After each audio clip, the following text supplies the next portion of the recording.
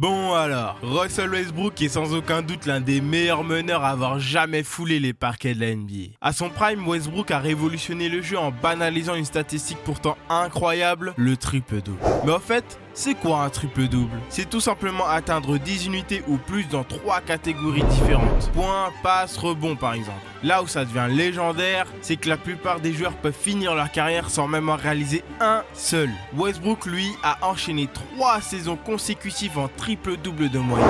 Un exploit qui semblait impossible est devenu presque banal grâce à lui. Alors, laissez-moi vous parler de Russell Westbrook, surnommé Monsieur Triple-Double, et à quel point son prime a marqué la NBA. Direction le 12 novembre 1988 en Californie. Dès sa naissance, Russell Westbrook est plongé dans l'univers du basket grâce à son père, un passionné des playgrounds. Voyant que Russ développe une véritable passion pour la balle orange, son père commence à l'entraîner, mais les débuts ne sont pas faciles. Russ n'est pas très grand et à l'époque, il n'est pas ce qu'on appelle un joueur très prometteur. En fait, celui qui attire l'attention, c'est son meilleur ami Kelsey Barnes, qui était un phénomène du basket à seulement 15 ans. En gros, c'est le genre de jeune talent destiné à faire de grandes choses. Les deux partagent un rêve commun, intégrer UCLA et peut-être même la NBA, du moins pour Kelsey. Car à ce moment-là, Russ ne pensait pas avoir le niveau pour y parvenir. Mais un jour, en plein entraînement, la vie des deux amis bascule tragiquement. Kelsey s'effondre et décède devant ses coéquipiers, victime d'une hypertrophie cardiaque. Cet événement marquera à jamais Russell. Pour honorer la mémoire de son ami, il porte un bracelet gravé des initiales KB3 qu'il inscrit aussi sur ses chaussures signature. Un hommage qu'il perpétue encore aujourd'hui. En jouant chaque match à 200%, Russ tient la promesse faite à Kelsey. Tout donner car c'est ce que son ami aurait fait s'il était encore là. À partir de là, Russell avait une toute autre énergie, il n'était là que pour gagner. Il grandit et fait maintenant 1m93. Il commence petit à petit à devenir le monstre athlétique que l'on connaît. Il finit son année senior avec 25 points, 9 rebonds et 2 passes d'ess. Finalement, il réussit à taper dans l'œil des recruteurs de UCLA. Lors de sa première année à UCLA, Russ est cantonné au rôle de remplaçant. Rien de très glorieux au vu de ce qu'il faisait au lycée. Il termine cette première saison avec 3 points de moyenne par match. Mais la saison suivante, il profite de la blessure du meneur titulaire pour passer dans le 5 majeur. Comme quoi, un rien peut changer ton destin et cette opportunité a joué en sa faveur. Russ dévoile alors tout son potentiel aux fans de UCLA et termine la saison avec une moyenne de 13 points, 4 rebonds et 4 passes d'ess. Pour franchir une nouvelle étape dans la réalisation de ses rêves, Russ décide à la fin de la saison de se présenter à la draft NBA 2008. With the 4th pick in the 2008 NBA draft, the Seattle Supersonics select Russell Westbrook from UCLA. Il est sélectionné en 4e position par les Seattle Supersonics, qui deviennent cette même année l'Oklahoma City Thunder. Encore une fois, laissez mon accent s'il vous plaît. OKC avait repéré le talent de Russ depuis un moment et cherchait un joueur comme lui pour épauler leur star montante Kevin Durant. Pour un rookie, Westbrook fait un début plutôt solide. Il termine sa première saison avec des moyennes de 15 points, 5 rebonds et 5 passes d'ess, ce qui lui vaut une place méritée dans le All Rookie First Team. Pas mal pour une première année. Mais collectivement, c'est une autre histoire. L'équipe est tout simplement éclatée. Je vous parlais récemment des Sacramento Kings. Eh bien, OKC, ce n'est pas mieux à cette époque. Leur début de saison est catastrophique. Sur leurs 32 premiers matchs, ils n'en remportent que 3. Bon, rien de super alarmant, c'est courant. La plupart des équipes qui draftent haut ne sont pas au meilleur de leur forme. Mais au cours de cette saison, Russ va poser la première pierre qui va construire sa légende. Après 45 défaites, il réalise son premier triple-double face aux Dallas Mavericks. 17 points, 10 rebonds et 10 passes d'ess. Le premier d'une très longue série. Lors de sa deuxième saison, lui OKC passe dans une autre dimension. Je vous l'ai dit, les équipes du bas du tableau draftent souvent haut et choisissent souvent de bons joueurs. Après avoir sélectionné KD et Russell Westbrook, enchaîne un 3e bon choix en prenant un petit barbu qui va bien les aider pour leur quête de playoff. Et hop, c'est le petit Harden qui rejoint cette équipe du Thunder. Westbrook passe un cap et devient le titulaire indiscutable au poste de meneur. Avec un KD déjà de calibre MVP qui gagne de son côté son premier titre de meilleur scoreur de la ligue et un Russ qui prend de plus en plus de repères, il faut une saison incroyable. Allez hop, bye bye les bas-fonds de la conférence Ouest et bonjour à la 8e place, terminant la saison sur un solide 50-32. Russ de son côté s'améliore un peu avec 16 points, 8 assists et 4 rebonds. Il fait sa première campagne de playoff. D'ailleurs, cette équipe d'OKC est la plus jeune équipe de l'histoire à faire les playoffs, qu'ils perdent au premier tour face aux futurs champions, les Lakers. Les saisons suivantes sont excellentes pour une équipe aussi jeune. En 2010, ils arrivent jusqu'en finale de conférence mais s'inclinent face à Dallas. Mais ils ne comptent pas s'arrêter là et parviennent jusqu'en finale NBA la saison d'après. Le jeune trio d'OKC se retrouve en finale face à une équipe bâtie pour gagner. Le monstre de Miami, le hit de Dwayne Wade, LeBron James et Chris Bosh. Fallait voir le LeBron de Miami, no cap les gars, il était boosté. En plus de ça, c'est une équipe qui l'année précédente avait échoué aux portes du sacre. Clairement, ils ne vont pas se laisser faire facilement. Malgré une bonne campagne de playoff dans l'ensemble, on sent qu'il manque un petit quelque chose à cette équipe pour gagner. Au final, la seule chose qu'il leur faut, c'est du temps. Tout le monde dans la sphère basket s'accorde à dire qu'ils seraient de sérieux prétendants dans les années à venir, au vu de leur jeunesse et de la polyvalence de leur trio. La seule chose qu'il leur faut, c'est du temps, non? Eh bien non, ce temps, Sam Presti ne l'a pas et décide de trade James Harden, laissant KD et Russ naviguer sur le bateau. Personnellement, je continue à croire que c'est la plus grosse erreur de Sam Presti en tant que GM jusqu'à maintenant. Trade Harden à ce moment-là n'était pas la bonne solution, surtout pour quelques petits désaccords sur son salaire. Bref, ce n'est pas ce qui va empêcher Russ de briller et d'évoluer toujours plus vers sa forme finale. Il est choisi pour la 3e fois au All-Star Game. Il conclut la saison avec des moyennes de 23 points, 7 passes d'ess et 5 rebonds par match. OKC réalise sa meilleure saison régulière en gagnant 60 matchs et termine en haut de la conférence Ouest. Au premier tour, Westbrook affronte un vieil ami barbu. Le Thunder écrase les Rockets lors du premier match qu'il remporte avec 29 points d'écart. Une victoire 120-91. Eh oui mon gars, ce sont plus des petits maintenant. Ils veulent jouer dans la cour des grands. Ils doivent montrer leur domination au vu de leur statut et de ce qu'ils ont démontré en saison régulière. Mais lors du Game 2, tout ne s'est pas passé comme prévu.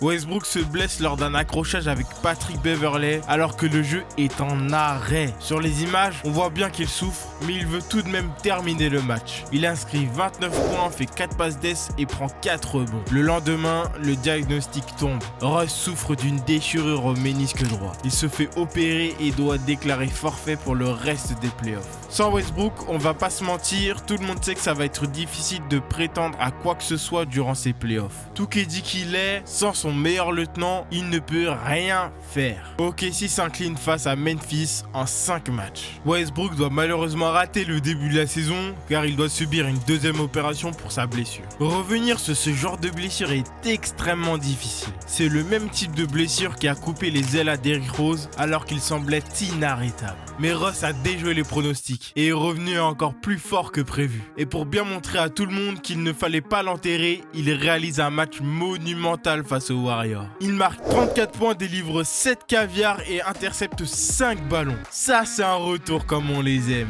Mais à peine revenu, il doit déjà retourner sur la table d'opération pour une 3e intervention. Bon, peut-être que finalement, il n'était pas si bien remis. Malgré les critiques et les polémiques, il reste toujours tourné vers son équipe, allant même jusqu'à jouer en mettant sa santé en danger. Ce n'est pas le comportement le plus sain pour son corps, mais cela montre son dévouement. Il se l'est promis et se donnera à 200%. Tant qu'il peut marcher, c'est bon, même sur une jambe. Malgré une saison en dents de scie pour Russ, KD remporte le titre de MVP. Il réussit à garder le bateau à flot pendant l'absence de Westbrook et OKC termine la saison en 2e position au sommet de la conférence Ouest une nouvelle fois. Ce début de playoff sera un peu plus difficile que l'année dernière. OKC réussit à pousser Memphis jusqu'au Game 7 que l'équipe remporte grâce à un magnifique triple-double de Russ. 27 points, 19 rebonds et 16 passes d'ess les gars. Il passe ensuite facilement les Clippers qui décidément semblent toujours incapables de gagner. Une autre équipe avec une aura négative dès qu'il s'agit des playoffs. Dites-moi, est-ce qu'une vidéo où je parle des pires équipes de charlatans de l'histoire de la NBA vous intéresserait? Et n'hésite pas à lâcher un commentaire, à vous abonner, ce petit clic m'aide énormément. Bref, OKC arrive encore une fois en finale de conférence et affronte de nouveau les Spurs, qui cherchent à redorer leur blason et sûrement à se venger des finales d'il y a 2 ans.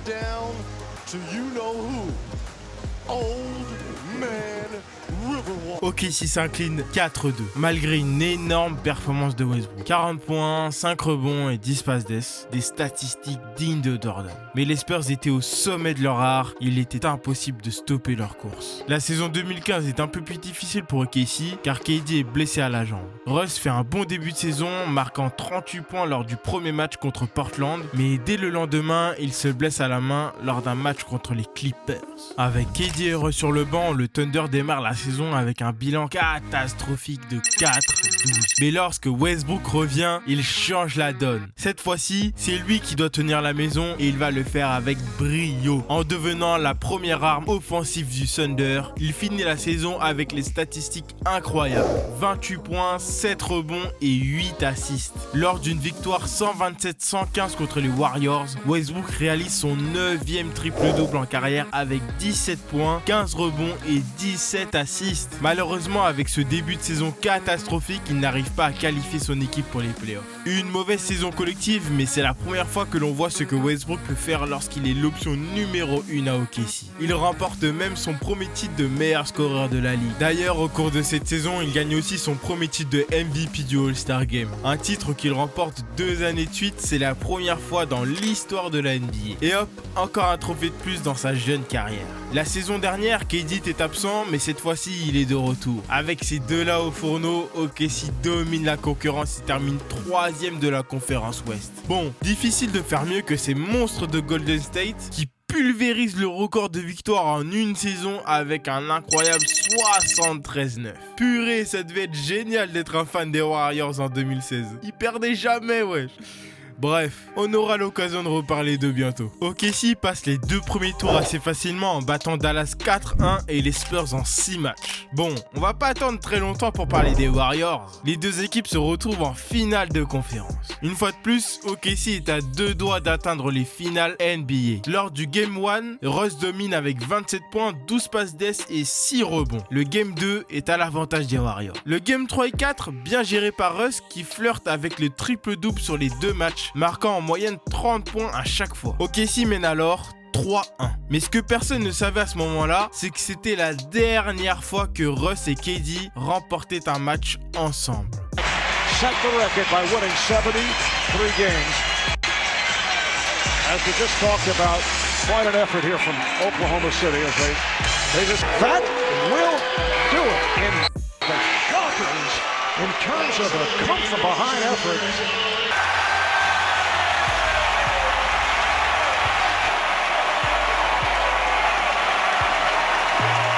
The Warriors do it by becoming only the 10th team out of 230. Et oui, les Warriors sont revenus d'un déficit 3-1. Ils ont simplement été meilleurs sur ce coup-là. Mais bon, je crois que le GOAT LeBron James leur a bien rendu l'appareil en finale. Après cette défaite, beaucoup de rumeurs ont circulé autour de Russ et KD qui allaient quitter le navire. Pour KD, c'est la défaite de trop, mais il a fait le pire choix de sa carrière, rejoindre Golden State. Oui, l'équipe qui vient de lui infliger une remontada historique et qui venait de réaliser la meilleure saison de tous les temps. Désolé, mais je l'ai toujours en travers de la gorge. Allez, passons à autre chose là. Russ, lui, n'a pas apprécié le choix de KD. En fait, personne n'a apprécié, hein, mais bon. D'ailleurs, il n'était même pas au courant qu'il voulait partir. Bref, lui a décidé de rester, refusant de sauter même quand il a commencé à couler. Bon, j'espère que vous avez encore des popcorn car c'est l'heure d'assister à une saison all-time. L'une des meilleures saisons jamais réalisées pour un meneur de jeu. Si je puis dire, une saison d'extraterrestre qui sera à jamais gravée dans la mémoire des fans de NBA et de basket. Dès le début, Russ éblouit tout le monde avec son premier triple-double de la saison et ce ne sera pas le dernier. 51 points, 13 rebonds et 10 passes d'ess. C'est gargantuesque. On est seulement au 2e match de la saison et il sort déjà ce genre de stats. C'est son 38e triple-double en carrière. Et il va faire ça toute la saison. Russ, c'est soit il fait un triple-double, soit il s'en approche. Il n'y a pas de demi-mesure avec lui. Un mois après les débuts de la saison, il réalise son 6e triple-double avec 36 points, 17 passes d'ess et 12 rebonds contre Denver. Les Nuggets, Russ, il va pas vous laisser tranquille cette saison. À partir de ce match, il enchaîne 7 triple-doubles d'affilée, égalant le record de MJ. Westbrook termine l'année avec 16 triple-doubles en poche. Il termine cette saison avec un record all-time. Jailbreak, what a pass, what a... That's rude, folks. Wow. 3-point Magic lead. 3-ball Westbrook. We can go home now. Can we go home? Oh, we got this. That's like, come on, man. You know what I'm going to say. Westbrook drops the hammer. Really good at is anticipating and guessing right. And right there, Westbrook got... Westbrook decides to shoot the three, and he scores! Thunder on the high side! What a beauty advanced bounce pass for Russell Westbrook for his... Westbrook drives the rim. Oh, and he throws down a right-hand dunk to give him... Westbrook knocked that ball away on the alley-oop, and here it comes the other way. Williams tries to... Oh, my They can't get him! Westbrook! Oh, great defensive possession. Will he get the assist? He will! Triple-double! Number 41 for Russell Westbrook! Il mettra tout le monde d'accord avec ce match face à ses victimes du début de saison, les Denver Nuggets. For this season, no matter what happens in the next 3 games.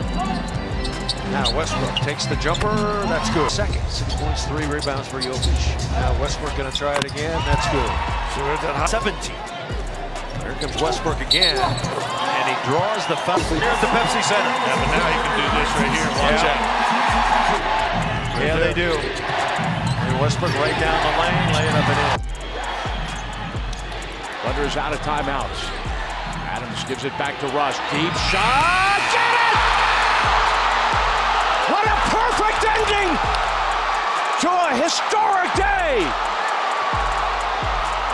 What a perfect ending, j'aurais pas dit mieux. Voilà Russell Westbrook sans KD, c'est ça. Un monstre de puissance, un QI basket incroyable et du beau jeu à chaque match. Au final, il terminera cette saison sur ce match et brisera le précédent record d'Oscar Robertson en réalisant 42 triple-doubles. Russell Westbrook a brisé un record que personne n'aurait imaginé pouvoir égaler, voire dépasser un jour. Il vient d'accomplir une saison historique. Je ne sais pas si vous vous en rendez compte, mais il a fait plus de la moitié des matchs de la saison en triple-double. C'est littéralement du jamais vu. Par la même occasion, c'est aussi la période où il est l'un des joueurs les plus clutch de la ligue, avec un total de 647 tirs clutch dans toute sa carrière. D'ailleurs, il est deuxième dans la liste des joueurs actifs en NBA avec le plus de tirs clutch réussis. Sans tricher, dites-moi qui est le premier de la liste. Russ est allé chercher son MVP et l'a remporté en réalisant sa meilleure saison depuis son arrivée en NBA, avec